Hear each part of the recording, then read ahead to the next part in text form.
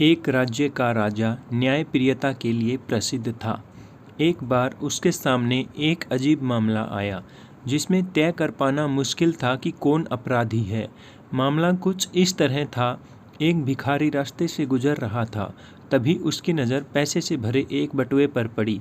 उसने उसे उठाकर देखा तो उसमें 100 मोहरें थी। उसने सोचा इसे राजकीय विभाग में दे देना चाहिए। उसके ऐसा सोचते ही वो वहाँ से निकल पड़ा। तभी उसे एक व्यक्ति मिला जिसने बटुआ देख भिखारी को बोला, यह मेरा बटुआ है, तुम मुझे लौटा दो। पारितोषिक के रूप में मैं बटुए में रखे धन का आधा तुम्हें दे दूंगा। यह सुन भिखारी ने उस राहगीर को बटुआ दे दिया। राहगीर कुछ चालाक प्रतीत हो रहा था। उसने जैसे ही बटुए को देखा तो कहने लगा, इसमें 200 मोहर थी। इसका मतलब 100 तुमने पहले ही ले ली।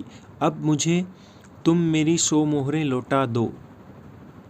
भिखारी को बहुत गुस्सा आया। भिखारी की नीयत में खोट न था, इसलिए उसने राजा के पास न्याय के लिए जाना स्वीकार किया।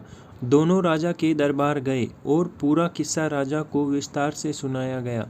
राजा ने कुछ देर सोचा और विचार कर तय किया कि राहगीर ही गलत है, क्योंकि भिखारी को तो आधे धन की भी लालसा नहीं थी। वो तो राजकीय विभाग में मोहरें देने जा रहा था। जिस तरह से रास्ते में राहगीर ने यह सौदेबाजी की है, मतलब वो इस बटुए में रखी धनराशि के बारे में जानता था। यह बटुआ उसी का है, लेकिन उसके मन में लालच आ गया और उसने परिस्थिति का फ़ायदा उठाने और अधिक धन पाने के लालच में यह सब भौंड रचा।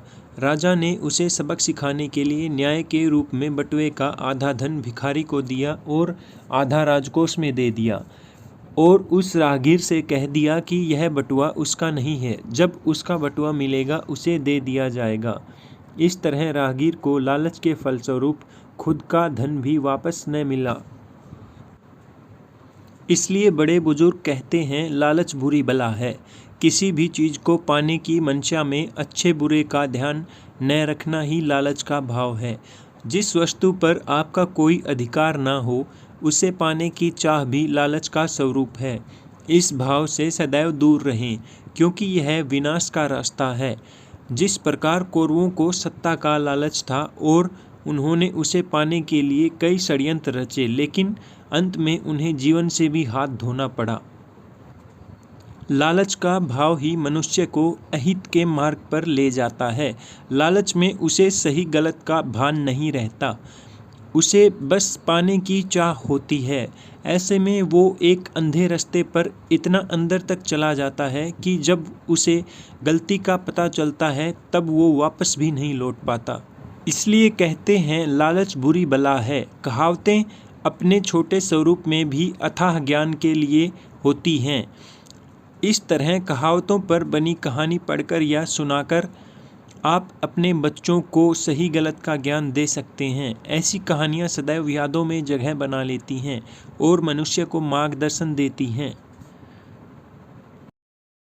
तो ये थी आज की कहानी। कहानी अच्छी लगी हो तो चैनल को सब्सक्राइब कर लीजिएगा, वीडियो को शेयर कर दीजिएगा, लाइक कर दीजिएगा, कमेंट करना मत भूलिएगा। Thank you so much.